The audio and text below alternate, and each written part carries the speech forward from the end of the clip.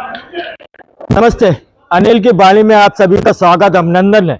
ये करोड़ों की बिल्डिंग किसी काम की नहीं। जी हाँ, हमारे सामने सत्यमय जयते है, लेकिन सत्य की यहाँ पे हार हो रही है।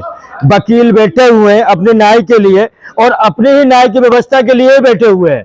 यहाँ पे पीड़ित बहुत लोग थे, पीड़ित को न्याय दिलाया इन्होंने, पता नहीं कितने न्याय दिलवाया है। आज वो न्याय के लिए भटक रहे हैं, दरवाजे के बगल और कांच के बगल में बैठे हुए हैं। सत्यमय जयते की सबसे बड़ी तस्वीर आप देखना चाहें तो इन वकीलों को देखिए, रीवा शहर के अंदर देखिए, इतनी करोड़ों की बिल्डिंग को देखिए, जहां लिखा है सत्यमय जयते, गेट के अंदर घुसते हैं लेकिन गेट के बाहर यही वकील सत्य की लड़ाई के लिए यहाँ बैठे हुए। कारण यह है कि वकील को एक कुर्सी नहीं मिल रही है। न्याय पीड़ित लोग आते हैं, उनको कहां बिठाएंगे और कहां इनको चाय पिलाएंगे और उनकी सुनेंगे। लेकिन सवाल वही होता है कि आज जहां पे भाजपा सरकार साल में कुछ नहीं कर पाई, आज 25 साल में आज सिर्फ बिल्डिंग पे बिल्डिंग खड़ी करते हुए जब वकील बैठे हुए हैं और भाजपा की सरकार सोती हुई नजर आ रही है। सवाल यह है कि वकील को न्याय क्यों नहीं मिल पा रहा है? क्या न्याय के लिए ये अब क्या धरना दे, प्रदर्शन दे, तो पीड़ितों को कहां से न्याय मिल पाएगा? ये समझने वाली बात होगी और सोचने वाली होगी। 25 साल की भाजपा की सिर्फ बिल्डिंग पे बिल्डिंग बना रही है, लेकिन न्याय की तरफ कोई भी ध्यान नहीं दे रहा। ये वकीलों का चेहरा देखिए, जब ये वकील अपने घर जाते हैं तो बच्चे कहते हैं कि देखो फुटपाथ वाले वकील आ गए, पापा है हमारे फुटपाथ वाले हो गए। आजकल जमीनों में बैठने वाले वकील साहब हो गए। अब ये अपने बच्चों को क्या पढ़ाएं और क्या लिखाएं और किस तरह से वकील बनाएं, ये एक विषय है यहाँ के रीवा के लिए। कि जब लड़के निकलते हैं, आपको बताएं, पुराने में देखा होगा आपने, पुराने न्यायालय में कि बाहर कुर्सियां लगी, फुटपाथ में लगी है। तो मैंने एक बच्चे से पूछा कि भैया ये क्यों बैठे हुए हैं, तो फिर एक बताया गया कि ये वकीलों की कुर्सी है वहां पे। तो आप लगा लीजिए, 4 पहरी पे रहते थे वो, आज वो फुटपाथ पे आ गए हैं। तो क्या बच्चे ये पढ़ाई पढ़ेंगे? क्या वकील बनना चाहेंगे? कि फुटपाथ में बैठने वाले वकील आज न्याय के लिए इस तरह से धरना दे और इस तरह से प्रदर्शन करे, बड़ी शर्म की बात है। रीवा के उप मुख्यमंत्री और स्वास्थ्य मंत्री राजेंद्र शुक्ला पे उठाए और निशान किया बिल्डिंग है। आइए हम यही वकीलों से पूछते हैं किस तरह से न्याय के लिए आज यहाँ बैठे हुए और किस तरह से हुए हैं। क्या नाम है आपका? मेरा नाम विजय विक्रम सिंह है। मैं जिला सत्र न्यायालय रीवा में पंजीकृत अधिवक्ताओं में, जो क्योंकि हमारा संघ होता है वहाँ पे हमारा पंजीयन होता है और उसी पंजीयन के आधार पे, हमारा एनरोलमेंट के आधार पे हम प्रैक्टिस करते हैं। सबसे बड़ी बात यह है कि न्यायालय किसी बड़ी बिल्डिंग पे नहीं होता, न्याय का मंदिर होता है। छोटी सी भी जगह पे भी व्यवस्थित रूप से चल सकता है और न्याय प्राप्त किया जा सकता है। अब सुप्रीम कोर्ट के कई केस लॉज हैं जिसपे स्पष्ट कहा गया है कि बार और बेंच एक बराबर होती है। जिस तरह से बेंच को पावर दिया गया है उसी तरह से बार का पावर होता है, मतलब समानांतर होते हैं। बेंच के लिए सारी व्यवस्थाएं हैं, बार के लिए कोई व्यवस्था नहीं है। अब बार के लिए व्यवस्था ना होने के जिम्मेदार कौन है? उसके भी 2 पक्ष हैं। एक हमारा अधिवक्ता संघ होता है जहां पे हम एनरोलमेंट होते हैं, हमारे चुने हुए प्रतिनिधि होते हैं, उनका बंद तो शांत है, कुछ कहने वाला नहीं है। अब अधिवक्ता संघ ने, क्योंकि हमारे यहाँ पे कुर्सी, टेबल और बेंच से लेकर बैठक व्यवस्था के लिए चैम्बरों में 2.5 लाख रुपए लिए गए, जबकि स्टेट बार काउंसिल की जो नियमावली है, जो हाई कोर्ट से अनुमोदित होके बनी है 7/12/2017, उस पे कहीं नहीं लिखा हुआ है कि शासकीय मद से बनी बिल्डिंग पे 2.5 लाख रुपए लिए जाएंगे। उसी तरह से बेंच, कुर्सी, टेबल के लिए 6,500 रुपए लिए जाएंगे, यह भी नहीं है। ना तो डीजे महोदय का अनुमोदन है, ना हाई कोर्ट का अनुमोदन है। तो यह स्पष्ट है कि ये दुर्दशा का सबसे बड़ा कारण हमारा संघ है। अब आती है दूसरी बात कि हमने डीजे महोदय को कई आवेदन दिए कि 2.5 लाख रुपए यहाँ पे जो लेके गड़बड़ियां शुरू की गई हैं, अगर उस समय इसकी जांच हो गई होती और हाई कोर्ट भी भेजा गया, सुप्रीम कोर्ट भी इसका आवेदन भेजा गया, अगर उस समय इसकी सारी जांचें हो गई होती तो आज ये दुर्दशा नहीं देखना पड़ता। तो इसके जिम्मेदार दोनों पक्ष हैं। क्योंकि न्याय के लिए भटकते हुए अधिवक्ताओं को न्याय के लिए नहीं भटकना पड़ता, मतलब न्याय के मंदिर में ही न्याय नहीं हो रहा है। नहीं तो संघ तो भाई आप लोगों ने ही चुना था कि किस तरह से संघ को जोड़ा गया था और आपने ही वोट दिया था, तो क्या अब संघ को हमने भाजपा को भी चुना था, तो क्या भाजपा के ही सदस्य पूर्ण है? हमने भाजपा को भी चुना, तो क्या भाजपा पूर्ण रूपेण सही कार्य कर रही है? चुनना गलत नहीं होता, चुनने के बाद हमने जिसको चुना उसमें कितनी सच्चाई है, बात इस पर डिपेंड करती है कि क्या वास्तविकता में उन्होंने ईमानदारी से कार्य किया। बात ईमानदारी की होती है, कोई व्यक्ति को परख नहीं सकता है, व्यक्ति की आत्मा होती है, अगर उस आत्मा ही उसकी खत्म हो चुकी है तो उसको आप कैसे जगाएंगे? हम वही चीज कर रहे हैं यहाँ पे, अपने हुए अन्याय को लड़ रहे हैं और आत्माओं को जगा रहे हैं कि हो सकता है आप जागो और न्याय के मंदिर पे न्याय करो। न्याय, क्योंकि ये न्याय का मंदिर है और यहाँ विधि की पूजा होती है, न्याय की पूजा होती है, इसीलिए न्यायमूर्ति कहा जाता है उनको। जैसे जैसे भाजपा की सरकार अपने चरम सीमा में जा रही है, उसी तरह वकीलों के भी अब चरम सीमा नीचे तक जा रही है। क्योंकि देखिए अभी कुछ दिन पहले भी जूते पड़े थे, तो क्या उसमें भी निंदा होनी चाहिए कि नहीं होना चाहिए? क्योंकि न्याय को जज के ऊपर जूता फेंक देना बहुत बड़ी बात है। आप यहाँ पे कुर्सी न मिलने के बाद भी आप न्याय के लिए, लेकिन कि सरकार के जो नहीं रेंग रही, तो इसमें क्या किस तरह से आप लेंगे अपने?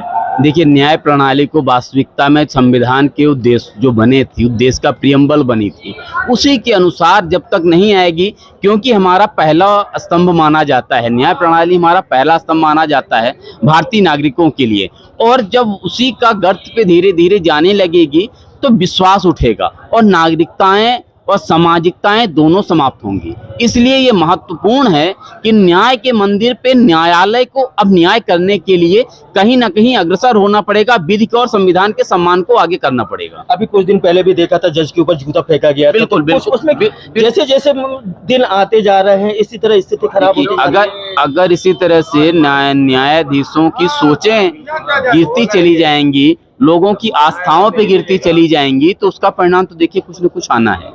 वो हो सकता है किसी भी रूप में आ सकता है, ये विद्रोह किसी मौखिक आ सकता है, जो आपने कहा जूता फेंकने वाली उस रूप में भी आ सकता है।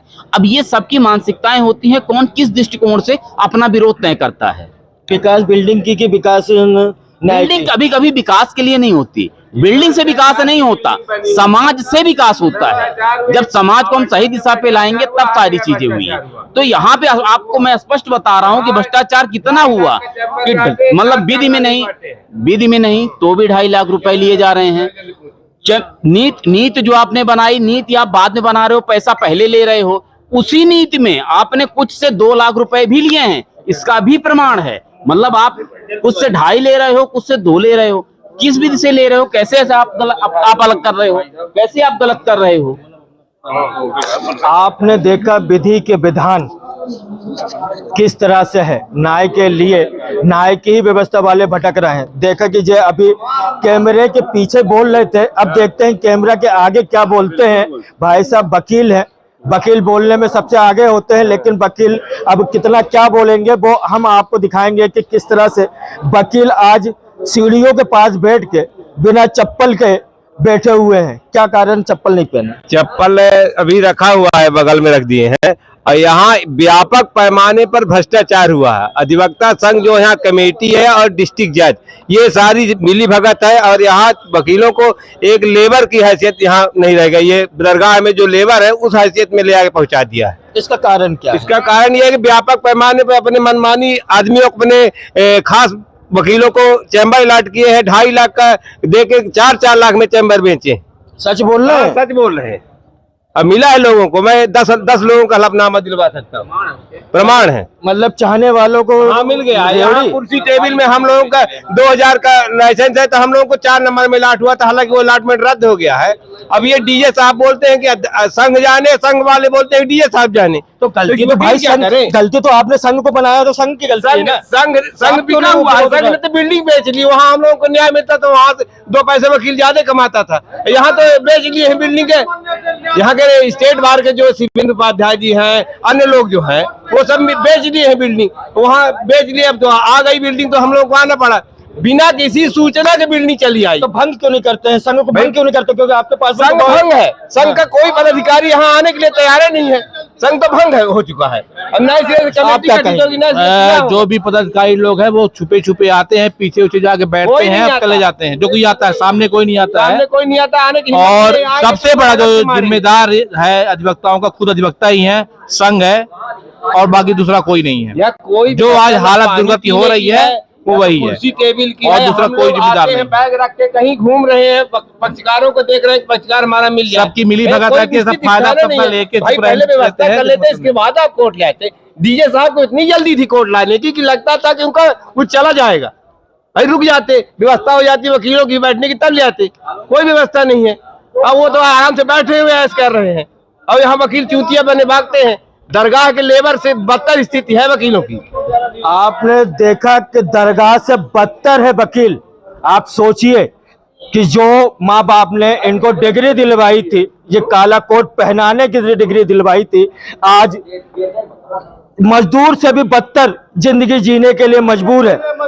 मैं एक आदमी से पूछा था, वकील से ऑफ कैमरा, तो उन्होंने बताया कि हमारा लड़का वहां से निकल रहा था तो कहने लगे कि फुटपाथ वाले पापा, आप समझिएगा, इसको ध्यान से समझिएगा आप लोग, फुटपाथ वाले पापा, जब उसने घर जाके अपने बच्चे से पूछा कि पापा को आपने फुटपाथ वाला क्यों बोले, बोले पापा आपके दादा परदादाओं ने आपको पढ़ाया था, क्या इसीलिए लायक पढ़ाया था कि फुटपाथ में बैठ के और सीढ़ी में बैठ के पढ़ाने के लाने हैं? बोले पापा आज मैं वकील नहीं बनूंगा। बोले क्यों नहीं बनोगे? कहने लगे जब स्थिति हमारे बाप और मेरे दादाओं की है तो मैं पढ़ के आगे क्या करूंगा, समोसा बेचना ही अच्छा होगा। आपने देखा होगा ठेले में समोसा बेचते हैं, उससे बदतर हो गए ये लोग। आप जाइए, सुख मनाइए। वो हमारे पुरुष कहने वाले विकास पुरुष ने एक फुटपाथ निकाला था, वहां से उस फुटपाथ में कुर्सियां और टेबल लगवा दी। हम धन्य मानेंगे उनके विकास को कि आज वही विकास इन वकीलों के काम आ रहा है। चैम्बर बन गया है वहां पे, हारन बजते हैं, गाड़ियों की बाइक आती है वो है, लेकिन ये पीड़ित की पूछते हैं कि भाई पीड़ित की क्या है? यही है ना, बिल्कुल है। समोसे से बदतर हो गए ना आप लोग बेचने वाले।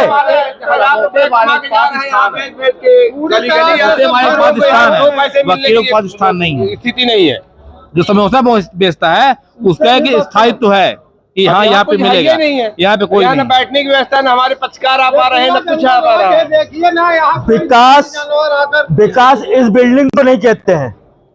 आप देख लीजिए, इस बिल्डिंग को नहीं कहते। मैं कहूंगा चारों तरफ से वीडियो जर्नलिस्ट से कि इनको दिखाइए ये कि ये बिल्डिंग क्या चमकदार बिल्डिंग जो चमक रही है, क्या सवाल ये है कि सबसे बड़ा सवाल उप मुख्यमंत्री राजेंद्र शुक्ला, स्वास्थ्य मंत्री राजेंद्र शुक्ला जब मौतें हुई थी छिंदवाड़े में तब आप चुप थे। आज चुप, आज इनके मामले में भी चुप हो। कब तक चुप रहोगे? कब तक जवाब नहीं दोगे? ये जाएंगे आपके घर के बाहर बैठ के कुर्सी में वही सुनेंगे फरियादों की फरियाद। क्या तैयार है आप लोग? चलेंगे उप मुख्यमंत्री के पास, उन्हीं की हर जगह पे ये सब जाएंगे मुख्यमंत्री के घर के सामने। मतलब कहते हैं उप मुख्यमंत्री के घर के सामने अपने स्टूल टेबल लगाएंगे। बिल्कुल लगाएंगे। कौन कौन लगाएगा? सब लगाएंगे, पूरे सब लोग लगाएंगे। सब लगाएंगे, हाँ सब। जब आप कहो सोमवार से लगा देते वही लगा देते।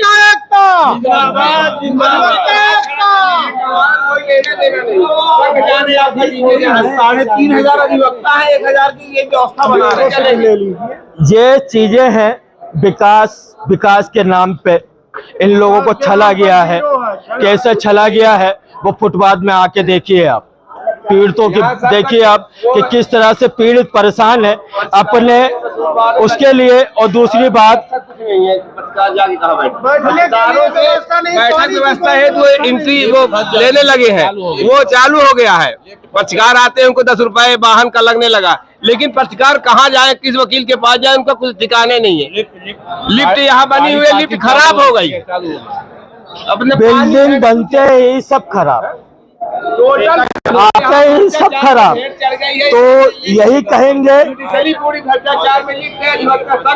ये कहेंगे कि हम आइए, हमारे रीवा में आइए, विकास देखिए, ये काले कोट वालों का विकास देखिए कैसे बैठे हुए हैं।